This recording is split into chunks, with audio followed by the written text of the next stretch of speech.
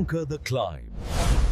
Conquer Civils, your definitive guide to UPSC success. Hi, good afternoon, everyone. My name is Priya Meena. I have secured AIR 833 this year in UPSC CSE examination.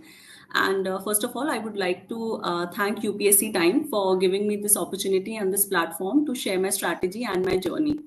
So I'll start with the session right now. So firstly, a brief introduction about myself. As I mentioned, my name is Priya Meena, and this was my 6th attempt at UPSC. I have previously given 3 interviews in my 2nd, 4th, and this was my 6th attempt. And I could not clear prelims in my 1st, 3rd, and 5th attempt. So it has been a long journey of 7 years.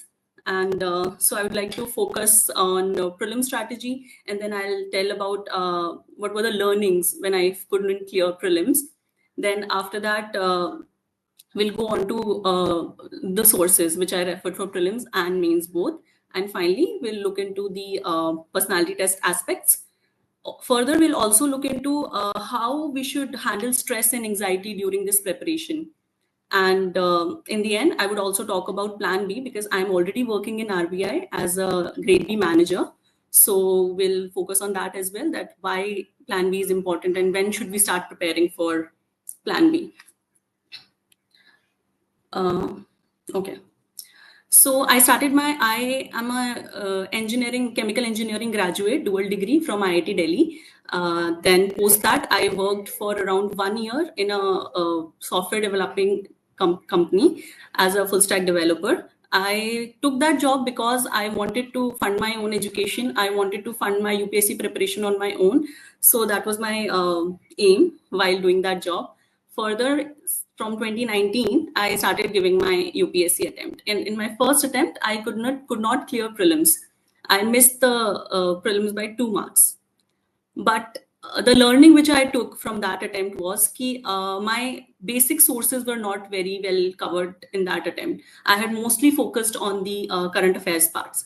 Secondly, my mains preparation was also not very great at that time, and that I got to know in my 2020 attempt when I could clear prelims, but was short of many marks in my mains, GS and sociology.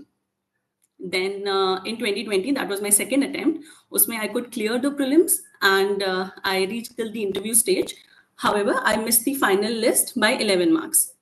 The learnings which I got from my 2nd attempt, reaching interview my 2nd attempt was a great thing, but the learning which I got was that I could not finish my papers. My GS papers were not finished. I literally left many pages in my GS answers. So 100 marks ka GS I couldn't attempt. And sociology also, I had done just the surface level ka preparation. So that was a learning that my preparation was not very great. Okay, I'll speak in Hindi. Then, but at that time, उस समय मुझे interview में काफी अच्छा score मिला था 180 and इस वजह से जो मेरा फाइनल मिस हुआ था वो 10 मार्क्स का ही था. तो मुझे लगा था next attempt, that will be my 2021 attempt, उसमें मैं बहुत अच्छा परफॉर्म कर पाऊंगी. तो मैंने फिर से प्रीलिम्स दिया. बट इस बार जो था प्रीलिम्स वो 2020 के रिजल्ट के जस्ट 15 दिन बाद ही था prelims.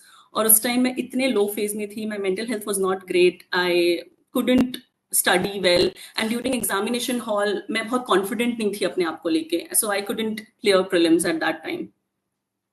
My medium was English throughout the preparation.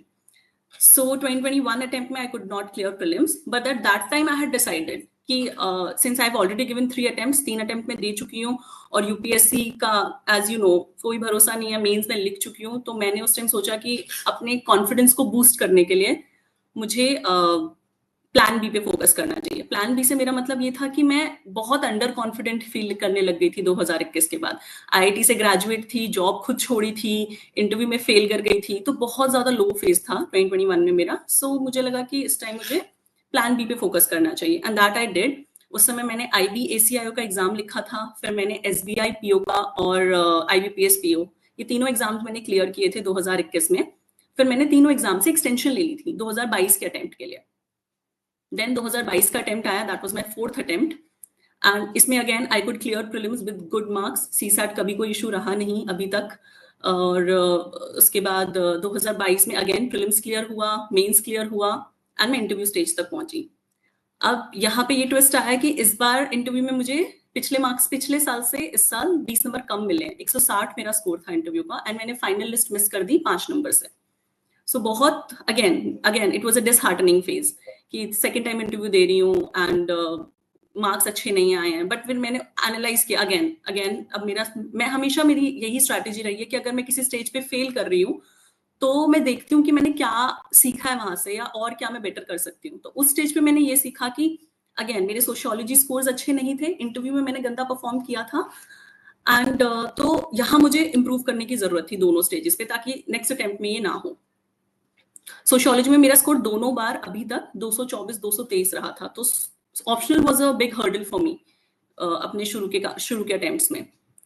Then उसके बाद इस साल मैंने जो मिस की लिस्ट वो 5 नंबर से थी, फिर मैं लिस्ट पे नाम नहीं आ पाया। मुझे लगा कोई बात नहीं, 2023 का अटेम्प्ट अच्छे से देंगे, बट शायद भगवान को नहीं चाहिए था कि 2023 में मैं एग्जाम लिखूं, तो 2023 में मैंने CSAT में फेल किया। And that came as a shock for me because इससे पहले CSAT was never an issue for me. I had always been a great student in maths. I am good with comprehension as well, but I don't know what happened during the CSAT session. I could not solve many questions 2023 में because my comfort areas were not PNC and number system. And इससे पहले मैं हमेशा बाकी questions attempt कर लेती थी, reasoning के कर लिए या सिलॉजिज्म कर लिया, प्रॉफिट एंड लॉस कर लिया। बट इस साल आपको पता है 2023 का CSAT कैसा आया था, एंड मुझे उस साल 65 मार्क्स मिले थे CSAT में, so I couldn't clear CSAT। Again a very low phase came into my life and I was like this 5 attempts I've given, no job, nothing. So at that time I started preparing for RBI में मैं अभी as a grade B manager job कर रही हूँ। तो मेरी एक friend थी, उनसे मैंने इंस्पिरेशन ली कि हाँ मुझे भी RBI का एग्जाम दे देना चाहिए। मैंने डेडिकेटेडली RBI के लिए प्रिपेयर किया 2023 में, एंड लकीली मैं RBI में मेरा एग्जामिनेशन सेलेक्ट हो भी गया। एंड 2023 में एक और अच्छी चीज हुई कि 2022 के मार्क्स के हिसाब से स्पोर्ट्स अथॉरिटी ऑफ इंडिया में मुझे एज एन असिस्टेंट डायरेक्टर के लिए चुना गया। तो वहां पे मैंने इंटरव्यू दिया था एंड मुझे वहां पे भी जॉब मिल गई थी।